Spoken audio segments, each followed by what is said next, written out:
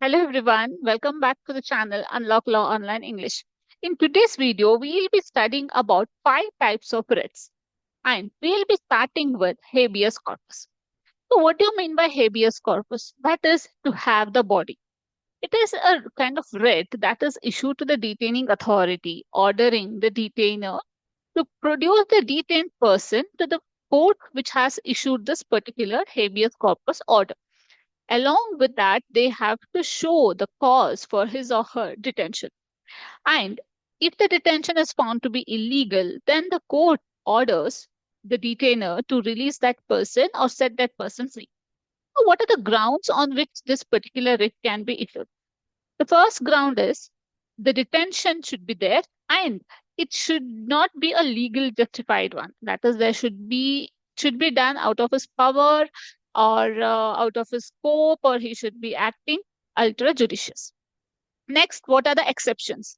The exceptions are if the detention is valid under any legal authority or court order, then the writ of habeas corpus shall not be maintained. Illustration. Person is picked up by a police without a warrant and kept in custody for over 48 hours without being presented before the magistrate. Now his family files a habeas corpus petition to secure his release. Under these circumstances, the court will ascertain the circumstances of his arrest and the reasons for not producing him before the magistrate and all other things, and will order them to set that person free. The landmark case law for this writ is Sunil Batra versus Delhi administration.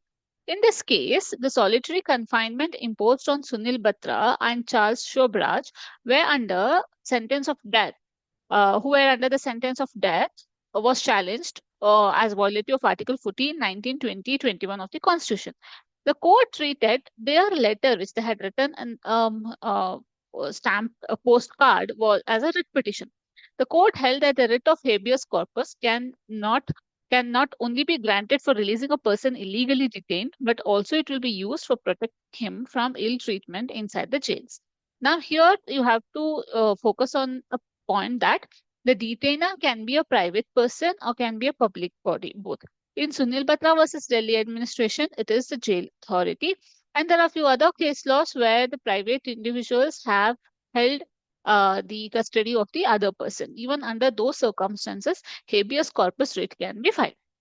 So this is all about the writ of habeas corpus. Moving next, let us go to the mandamus. Mandamus means we command. A writ of mandamus, which is in Latin means we command or sometimes we mandate, is the name of the prerogative writ in the common law. It is issued by a superior court to compel a lower court or government officer to perform mandatory or purely ministerial duties correctly. For the purpose of issuing the writ of mandamus, the officer must have a public duty and must fail to perform such duty. So, what is the ground for issuing this writ of mandamus? There should be a failure of public authority to perform the public duty or the legal duty. Now, what is the exception for this? This is not issued against a private individual or when the duty is discretionary. So, this is issued only against the public authority and the duty should be mandatory. Now, what is the illustration? A student who has cleared all examination is not issued a degree certificate. Despite repeated requests, the university does not. The student files a writ of mandamus directing the university to issue the certificate. Now, what is the important case law? In Shefali Chawla versus Union of India, the petitioner contended the passport office refused to mention the name of her stepfather as her birth certificate was reflecting her biological father's name. The petitioner contended that she isn't willing to mention her biological father's name as he deserted her mother as well as threw them out of the house, and also the multiplicity or ambiguity of father's name would cause problem in her professional life. She also stated that she is unaware of the fact if her biological father is alive or deceased. She filed writ of mandamus and the court ordered the respondents to issue a passport to the petitioner within 4 weeks by indicating the name of her stepfather in the column reserved for filling up the name of the father. So here you can see the court has issued the order for the passport office to fill up the name of her stepfather in the place of her biological father, though it is not in line or in alignment with that of the birth certificate. So here we understood the significance of writ of mandamus. Moving next, we have writ of prohibition, that is forbid. Prohibition means to prevent. A writ of prohibition is issued to prevent an inferior court or tribunal from exceeding its jurisdiction, which is not legally vested, or acting without jurisdiction, or acting against the principles of natural justice. The writ of prohibition can be issued not only against the court but also against the authority exercising judicial or quasi-judicial functions. What are the grounds for it? Lower court or tribunal exceeding its jurisdiction. So there should be a lower court or a tribunal who has exceeded their jurisdiction. What is the exceptions? Exception is this is not applicable once the case is decided, only before judgment. Okay, after judgment, it will be appealed. So to issue the writ of prohibition, the case should be in the case of the trial, like it should be any other stage apart from that of the judgment. What is the illustration? Let's look at the illustration for better understanding. Consumer forum starts hearing a criminal matter which is outside its scope. The aggrieved party can approach the High Court with a writ of prohibitions to stop the proceedings. Okay, because that's a consumer forum and they cannot hear any criminal cases. Let's look at the case law.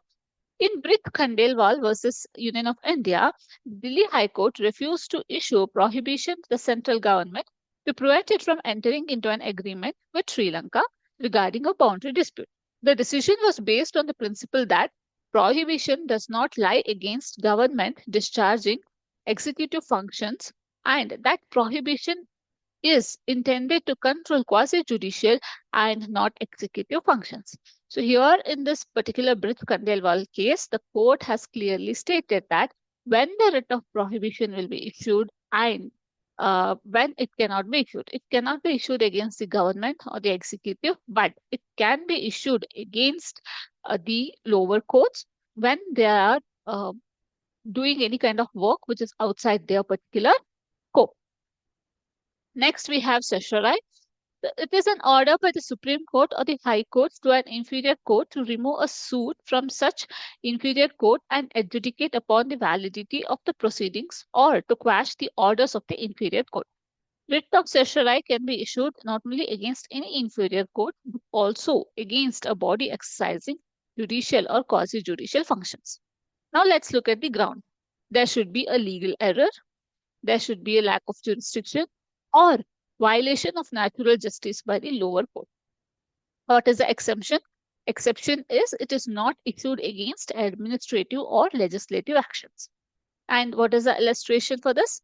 If a tribunal passes an order against a party without giving an opportunity to be heard, the affected party can file a writ of certiorari to quash the order.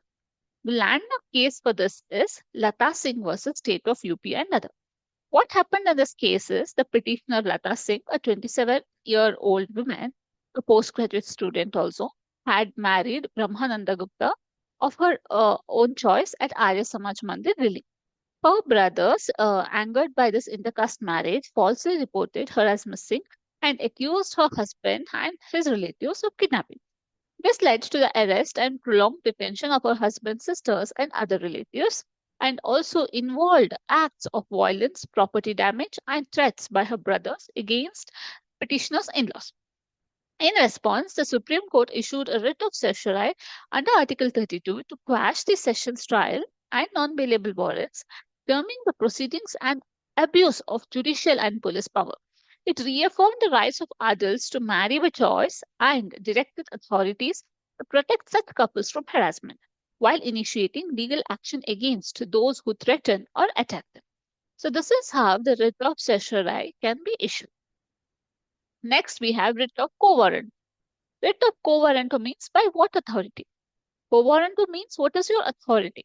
It is an order questioning the authority of a person holding a public office.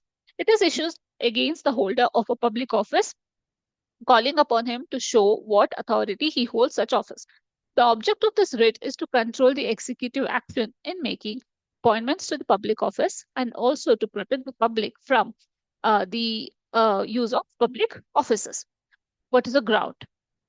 Person holding a public office without any lawful authority. What is the exception? It is not applicable to private or non-substantive offices. Illustration. A person without proper qualification is appointed as a government officer. A concerned citizen who files quo-warranto writ questioning the authority under which the person is holding post. So you can have a scrutiny of the people who are holding the public offices. And as mentioned here, this is not applicable to private or non-substantive offices. The landmark case for this one is K. Bhimaraju versus State of Andhra Pradesh. The government pleader was appointed against the rules. Petitioner filed a writ of quo-warranto. The High Court quashed the appointment of government pleader on the ground that the appointment was not made in accordance with the rules. So this is the landmark case law for the writ of quo-warranto. So this is all about the 5 kinds of writ, the grounds, exceptions, illustrations, and case laws. For the case notes, for the detailed notes of the writs, please do follow our Telegram channel and you can find the link in the description below. And please don't hesitate to reach out to us for any kind of question or query regarding to that of the writs and Indian Constitution. Thank you for watching and please do not forget to subscribe to the channel Unlock Law Online English.